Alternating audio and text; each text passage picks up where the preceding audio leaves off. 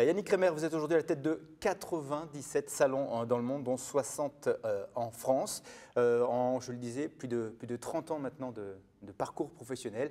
Quel regard vous portez sur cette réussite? Parce que vous êtes un self-made man, hein. Vous n'avez pas hérité d'un groupe, vous êtes vraiment construit pierre après pierre et tout seul. Oui, c'est vrai. J'ai commencé dans mon petit village de Athènes, où mon père était installé comme coiffeur. Et j'ai appris mon métier à Wissembourg. Et c'est vrai que mon ambition première était de reprendre le salon de mon père. Certes, j'avais quelques ambitions pour l'agrandir, pour faire une maison de beauté dans toute sa splendeur, c'est-à-dire avec sauna, hammam, relaxation, bien-être. Déjà à l'époque, déjà au fin des années 70, début des années 80, vous pensiez à ce concept-là? Tout à fait. Mais par contre, c'était dans mon village. Ouais. C'était chez moi, avec mes amis, avec les gens que j'aimais autour de moi. Je n'avais pas d'ambition de dire ailleurs que dans ma région. C'est mon père, c'est-à-dire qui m'a incité de dire à aller à Paris. Après, j'ai négocié, il a dit minimum Strasbourg, quoi. C'est-à-dire il faut vraiment que tu vois autre chose que le village pour t'ouvrir les yeux et pour t'ouvrir à autre chose. Et c'est vrai que c'est comme ça qu'il m'avait trouvé le premier travail à l'époque chez Tony, Antoine Hubert, c'est-à-dire qui était à l'époque un précurseur puisqu'il était dans les années fin des années 70, il était le premier à prendre la franchise de Sange à l'époque. C'était une grande figure à Strasbourg. C'était une grande figure, c'était quelqu'un d'emblématique, c'était quelqu'un d'exceptionnel, d'une très grande générosité. Et puis c'est vrai que j'ai commencé avec lui cette aventure. Aujourd'hui, vous vous êtes vraiment développé, on va parler d'ici quelques minutes, notamment de cet axe vers la Chine, parce que vous avez été quelqu'un qui a été précurseur. Vous êtes allé en Chine à un moment donné où c'était peut-être plus compliqué d'y aller qu'aujourd'hui. Le marché était peut-être plus fermé. Auparavant, j'aimerais qu'on revienne sur cette aventure à Strasbourg. Vous avez un premier salon, puis un deuxième, puis les salons s'enchaînent, les franchises également. Comment est-ce qu'on décide un jour de devenir plutôt chef d'entreprise que coiffeur?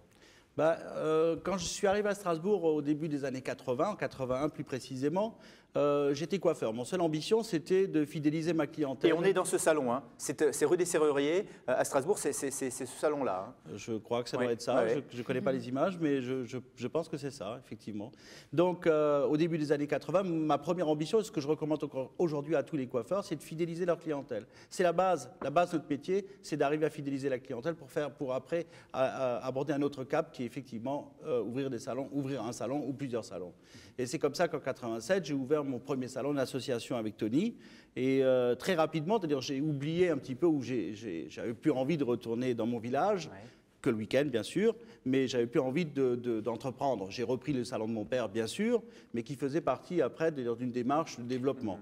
Et j'ai aussi eu le plaisir de rencontrer des personnes très ambitieuses, très organisées, des groupes aujourd'hui numéro 1 mondial du luxe, de Sange, monsieur de Sange en l'occurrence, et c'est vrai qu'ils m'ont appris, qu'ils m'ont donné beaucoup de choses, qu'ils m'ont donné beaucoup de clés. On voit la maison là. Ça c'est ma maman. Voilà, c'est Athènes là où tout a commencé avec votre maman qui nous regarde. Tout à fait, c'est le village. On en profite pour la saluer, évidemment. Quand vous voyagez dans le monde entier pour ouvrir des salons, des franchises, etc., quand vous revenez chez vous... C'est moi tout petit là, à gauche. Le petit Yannick. À Athènes, et puis des coupes de cheveux magnifiques. Oui. Un cheveu vraiment très fin, et puis là voilà, c'est la direction vers Strasbourg et vers les salons. Oui, quand vous revenez chez vous à Athènes, vous rencontrez tous les amis, j'imagine les amis d'enfance qui sont restés là-bas. Oui. Vous êtes devenu un petit peu la star du village, entre guillemets. Je sais pas, mais en tout cas, moi j'y vais tous les week-ends pratiquement, retrouver ma maman, et pour faire des belotes, pour faire avec ma famille, c'est-à-dire c'est vraiment toujours un énorme plaisir de retrouver mes racines, quoi. C'est presque au début, c'est-à-dire je dis tiens ça va m'embêter un peu, mais en fin de compte, non. C'est-à-dire, ça m'apporte et aujourd'hui, j'ai un besoin de retourner là-bas. Donc, j'y vais avec beaucoup de plaisir tous les matins, tous les dimanches. 900 collaborateurs en Chine, 250 ailleurs, dont la France. Est-ce que vous avez encore le temps de coiffer? Oui, bien sûr. Oui. Parce qu'aujourd'hui, pour moi, c'est très important de garder la main. On ne peut pas la perdre, c'est comme le vélo, c'est-à-dire une fois qu'on s'est coupé les cheveux, on s'est coupé les cheveux tout le temps. Mais par contre, pour développer un concept, ça me paraît être nécessaire de rester vraiment au fait des choses, c'est-à-dire de l'activité de la coiffure telle qu'elle est réellement. Et je pense aujourd'hui, je suis le seul franchiseur, c'est-à-dire à coiffer encore un jour par semaine. Donc tous les samedis, toute la journée, je coiffe rue de la Mésange mes clientes habituées, mais aussi d'autres clientes qui le souhaitent. Donc pour moi, c'est aussi important que les dimanches, c'est d'aller se coiffer au salon le samedi. parle d'employeurs justement. Et Yannick Reimer, vous continuez-vous à embaucher régulièrement des nouveaux coiffeurs, que ce soit en apprentissage ou des coiffeurs déjà confirmés, oui, diplômés? bien sûr, c'est-à-dire régulièrement avec le développement, comme aujourd'hui, mon souhait c'est quand même de continuer le développement, que ce soit en franchise ou même en filiale. Donc on est d'abord, l'apprentissage c'est hyper important pour nous, puisque c'est important pour le futur de nos entreprises. Et donc moi je forme régulièrement une dizaine d'apprentis par an pour alimenter l'ensemble de mes besoins en salon. Et est-ce que certains de vos coiffeurs ensuite créent leur entreprise eux-mêmes? Ma plus grande fierté, c'est depuis que j'ai lancé mon premier salon en 87, ma plus grande fierté, c'est qu'aujourd'hui, j'ai encore 7-8 collaborateurs de l'époque qui sont encore avec moi, c'est-à-dire qu'ils ont tous leur salon. Et ça, c'est vraiment un plaisir pour moi d'accompagner chaque collaborateur dans leur épanouissement personnel et dans leur développement personnel. Il est important, c'est-à-dire quand on choisit un métier comme la coiffure, c'est-à-dire comme l'artisanat en général, c'est des métiers de passion. Donc il faut les choisir par passion et non par dépit. Par échec scolaire, ou c'est-à-dire si on choisit ce métier vraiment pour les bases, aujourd'hui il faut savoir, c'est-à-dire que si on commence l'apprentissage à 15 ans, si on a la retraite à 62, voire 65 d'ici là, on est à plus de 50 ans de métier, vaut mieux le vivre avec passion. Ouais. Donc moi, mon objectif à moi et l'ensemble de mes partenaires managers, c'est de garder cette étincelle qu'ont les apprentis quand ils viennent chez moi, c'est-à-dire à 15 ans, 16 ans. Ils sont pleins de rêves, pleins d'espoir, et c'est cette étincelle qui sont au fond de leurs yeux qu'il faut alimenter régulièrement. C'est pour ça que soi-même, il faut être tout le temps... Mais malheureusement, on a l'impression aujourd'hui, et le président de la République l'a annoncé encore dimanche soir, vouloir relancer l'apprentissage. On a l'impression que l'apprentissage, l'artisanat n'est pas valorisé. Est-ce que vous trouvez, vous, facilement des jeunes qui ont envie de faire ce métier par passion, comme vous le dites, et non pas suite à un échec scolaire? Je suis d'accord avec vous, c'est-à-dire parce qu'effectivement, je me rappelle, il y a pas mal d'années, il me semble que c'était le gouvernement Fabius à l'époque qui avait décidé ou qui avait mis l'objectif à 80% de bacheliers. Ça remonte à quelques années. Hein. Mais c'est-à-dire l'artisanat est important pour l'ensemble de nos métiers. Le savoir-faire d'un charpentier, le savoir-faire d'un ébéniste, le savoir-faire d'un boucher, d'un charcutier, d'un coiffeur. Tous les métiers sont importants et il faut la transmission du savoir-faire. La construction des cathédrales, c'est fait comme ça. C'est-à-dire il faut reproduire, c'est-à-dire reconduire et la transmission du savoir-faire. Comment vous faites en Chine justement pour cet aspect-là des choses, recruter? C'est différent? Déjà, les collaborateurs chinois, les coiffeurs chinois, ils sont très techniciens. Ils sont très doués, c'est-à-dire ils sont vraiment très doués de leurs mains. C'est des artisans, ils savent faire, et ils savent reproduire très facilement. J'étais impressionné la première fois que je suis allé là-bas, quand on a fait un show là-bas, c'est-à-dire que tout le monde était là avec leur passion, avec leur motivation, et à nous regarder travailler, ça c'était exceptionnel. Et donc les Chinois, c'est-à-dire l'avantage qu'ils ont sur nous, c'est qu'il y a un cheveu raide et noir. Oui. Donc uniforme sur 1,5 milliard de Chinois, Chinoises ou Chinois. Oui. Bon. Chez nous, c'est-à-dire en Europe, on a des cheveux raides, frisés, naturels, blonds, roux, de toutes les couleurs. C'est vrai que quelque part, on est à même à travailler beaucoup plus de cheveux. Ouais. Donc on peut apporter... Et d'ailleurs, leur grande panique, c'est de coiffer une femme européenne. C'est vrai? Oui, parce que pour nous, c'est assez facile, parce que c'est un cheveu naturel, mais pour eux, ils ne savent pas faire. Déjà, c'est-à-dire parce qu'ils font un shampoing d'1 heure, et un shampoing d'1 heure sur un cheveu fin et mou, il n'y a plus... Mais quel bonheur, quel plaisir. Quel bonheur. Un shampoing qui dure 1 heure parce que au-delà de se faire couper les cheveux, il y a aussi cette philosophie, c'est de se décontracter, c'est d'oublier le quotidien, d'être, vous le dites souvent, dans un autre monde, de se détendre tout simplement. Oui, tout à fait.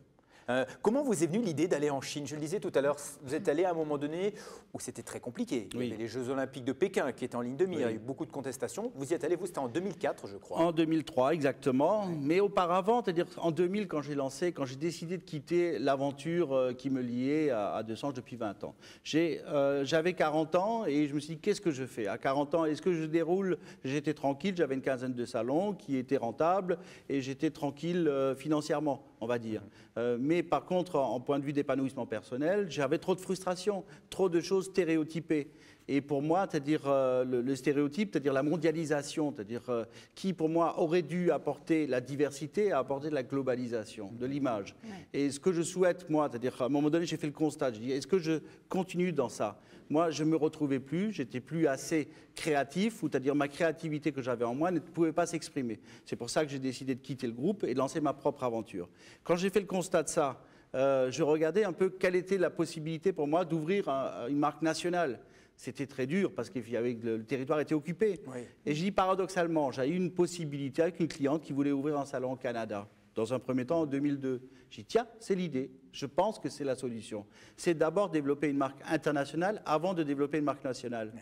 Et c'est comme ça qu'après le Canada, j'ai eu une rencontre. Enfin, mon épouse était au restaurant chez Osaka, donc un restaurant japonais tenu par des Chinois, comme la plupart des restaurants japonais, et qui lui a dit, tiens, je vois que ton mari se développe plutôt bien et que ça a l'air de bien marcher. Il devrait aller en Chine. Il devrait aller en Chine. Et moi, j'ai envie d'y retourner aussi.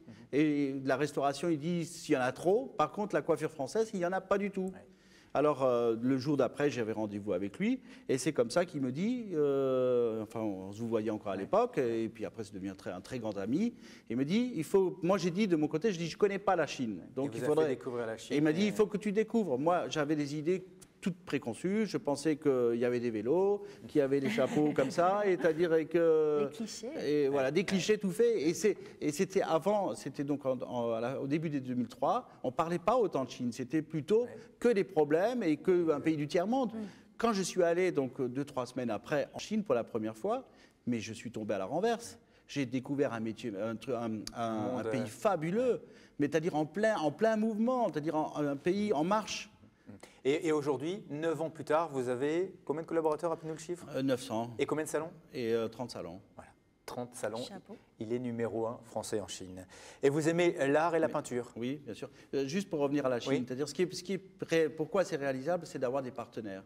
Sans partenaires, c'est pas réalisable. Tout seul, rien n'est possible. C'est qu'ensemble que c'est possible. Donc, c'est grâce à des Strasbourgeois, des Français d'origine chinoise, avec qui je suis parti là-bas, c'est-à-dire un Français qui est né ici et qui a fait ses études à Strasbourg et qui aujourd'hui tient le groupe là-bas. Yannick Rément, on va parler un petit peu d'avenir avec vous. On a parlé de la Chine, ça a été un pari réussi au début des années 2000. Aujourd'hui, vous souhaitez également vous développer. Vous êtes présent sur 3 continents, donc l'Europe, l'Afrique, puisque vous êtes présent à Marrakech, Maroc, magnifique ville de Marrakech. Ouais, avec des centres de formation également, puisqu'il n'y a pas que les salons, vous formez également. C'est important pour le développement futur des salons, c'est-à-dire c'est de prendre le métier à la base, c'est la formation. Donc on a une école de formation pour mes coiffeurs du groupe, mais aussi pour l'ensemble des coiffeurs de la région et autres, puisque effectivement l'école de Strasbourg s'adresse à 200 km autour de Strasbourg, donc sur un rayon de 200 km, on forme aussi bien des gens de Nancy, de Metz, mais aussi d'Allemagne, de Karlsruhe, où on fait des formations en allemand. Et bien sûr, c'est-à-dire pour développer la marque, il faut la formation. C'est pour ça qu'on a mis une école de formation en Chine depuis maintenant pas mal d'années. Et puis depuis l'année dernière, on a ouvert à Marrakech. Est-ce qu'il y a une French touch de la coiffure? Oui, bien sûr. Aujourd'hui, vous avez 2 techniques de coupe, qui est reconnue dans le monde entier. Technique française, technique anglo-saxonne. La technique anglo-saxonne, Tony & Guy pour ne pas le citer, c'est-à-dire très géométrique, très déstructurée. Et puis la technique française, c'est-à-dire qui est une technique beaucoup plus glamour, beaucoup plus féminine. C'est quoi sa technique? C'est quoi? C'est l'anarchie? C'est l'anarchie. C'est magnifique. C'est magnifique. Merci. C'est naturel, donc c'est beau. Et donc la technique française, c'est naturel. Okay. Voilà, donc nous, on revendique cette technique, ce savoir-faire, et on fait ça dans tous les établissements, dans toutes les écoles, dans toutes les académies que je vais ouvrir. Aujourd'hui, le développement, vous parlez de développement. Et la formation, juste pour revenir un petit peu par rapport à ce que vous disiez avant, comme je suis souvent en Chine et je vois un peu ce qui se passe, les Chinois veulent gagner beaucoup d'argent, et très vite. Et c'est vrai qu'en l'espace de 10 ans, tout allait tellement rapidement, c'est-à-dire que Canton, quand j'y étais, il n'y avait pas encore tellement de voitures. Maintenant, c'est-à-dire ça bouchonne, vous ne pouvez plus circuler. En plus, c'est-à-dire avec les Jeux d'été, les Jeux olympiques d'été qu'il y a eu, c'est pas l'équivalent des Jeux olympiques là-bas, c'est-à-dire où effectivement ils ont construit une nouvelle ville, en 2 ans, ils ont construit une nouvelle ville, c'est-à-dire méconnaissable, et tout va vite. Donc les gens, Leur passion, c'est de travailler pour gagner de l'argent. Leur objectif, c'est que ça. Et ça veut dire qu'ils veulent gagner de l'argent. Ça veut dire qu'aussi, c'est là où je vois le côté positif pour l'Europe, c'est qu'à un moment donné, la production va revenir en France. Et grâce à notre savoir-faire et la transmission du savoir-faire, de tous les couturiers, tout ça, je pense qu'on aura de nouveau du boulot d'ici 10 ans, c'est-à-dire l'industrie de pas mal de choses vont revenir.